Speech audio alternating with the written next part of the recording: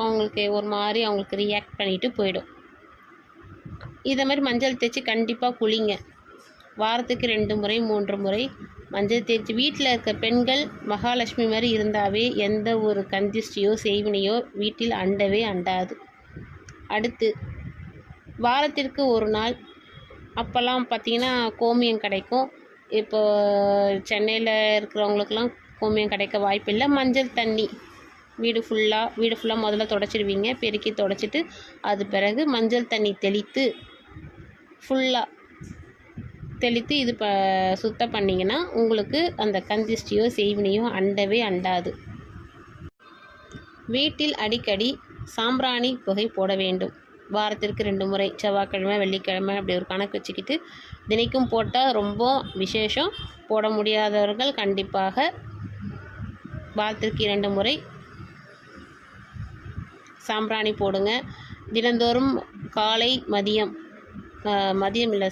காலை மாலை 2 வேளையும் தீபம் கண்டிப்பாக போட வேண்டும். முடிஞ்ச வரைக்கும் காலையில் சூரிய உதயமாவதற்கு முன் விளக்கு போடுங்க. முடியாதவங்க, அதாவது கர்ப்பிணி பெண்களோ இல்லை வயதானவர்களோ நோய்வாய்ப்பட்டவர்களோ காலையில் எழுந்துச்சி போட முடியாத பட்சத்தில் குளித்த உடனே வீட்டில் பூஜை அறைக்கு போயிட்டு ஒரு தீபம் போட்டு திருநூறு வச்சுக்கிறது ரொம்ப சிறப்பாக இருக்கும். அதே மாதிரி மாலையிலையும் அந்த அந்தி நேரம் சொல்லுவாங்க, 6 மணிக்கு மேலே ஏற்ற வேணாம். 5:30லேருந்து 6 மணிக்குள் கண்டிப்பாக அந்த சூரியன் பார்த்திங்கன்னா உதயமாவதற்கு முன் அஸ்தமனம் சமயத்தில் இருக்கின்ற அந்த நேரத்தில் நீங்கள் விளக்கு போடுங்க. உங்களுக்கு இந்த கந்திஷ்டி செய்வினை எதுவுமே அண்டாது. நம்மளுக்கு அதே மாதிரி சில பேர் எதனா ஒன்று வீட்டில் ஒரு பிரச்சனைனா உடனே அவங்களே நெகட்டிவாக யோசிக்கிறாங்க. நம்மளுக்கு யாருன்னா என்ன பண்ணியிருப்பாங்களோ, கந்திஷ்டியாக இருக்குமோ அப்படிலாம் நினைப்பாங்க. அதை மாதிரிலாம் நீங்கள் நினச்சிட்டே இருந்தீங்கன்னா நம்ம என்ன நினைக்கிறோமோ அதுதான் நம் வாழ்க்கையில் கண்டிப்பாக நடக்கும்.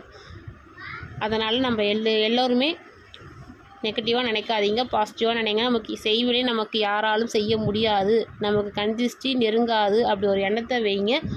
அப்படி வச்சிங்கனாவே உங்களுக்கு யார் என்ன பண்ணாலுமே உங்களுக்கு பலிக்காது.